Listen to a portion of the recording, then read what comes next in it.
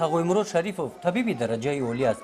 در شعبه کودکانه بیمارخانه رقمی 3 جماعت دهاتی به نام روزکی ناحیه وسیع کار میکند. کودکان بیمار را از معاینه طبی گذراننده در همین جا به طبابت فرا میگیرد. در شعبه کودکانه برای طبابت هسپیتالی کودکان همه شرایط ها مهیا کرده شده است. شکل خدمت رسانی از دیگر بیمارخانه‌ای که مثال پیش در ما وجود داشت که ما کار کردیم البته دارد، برای که بیمارخانه‌ای که حال ما در قرار داریم دارای همه شرایط‌های هم تشخیصی و هم طبابتی میباشد. در حقیقت ما پیشتر این خیلی موضوع هم کردن نمیتونستیم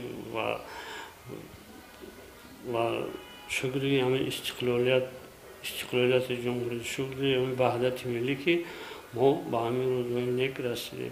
بیمارخانه رقمی 3 در جماعت دهاتی به نام روزکی ناحیه وسیع سال گذشته از طرف اساسگزار صلح و وحدت پیشوای ملت پرزیدنت جمهوری تاجیکستان محترم اموئل رحمان کشاده شده مورد استفاده قرار داده شد.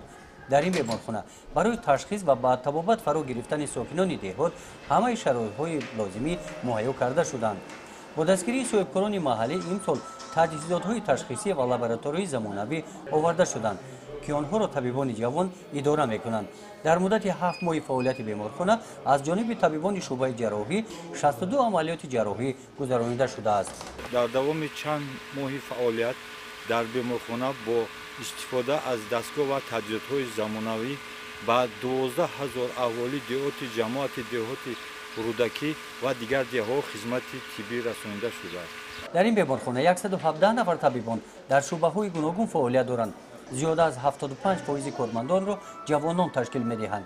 بخشیده به سال جوانان کمیته حزب خلقی دموکراتیک تاجیکستان در ناحیه وسیع برای خدمت ارزنده در ساحه تندرستی طبیبان این بیمارخانه را بخشیده به اید کسبیشان با افتخارنامه‌ها قدرشناسی کرد. گزارش خواجه نظری خدای نظر ظهوروف از ناحیه وسیع برای برنامه اطلاعاتی نوید.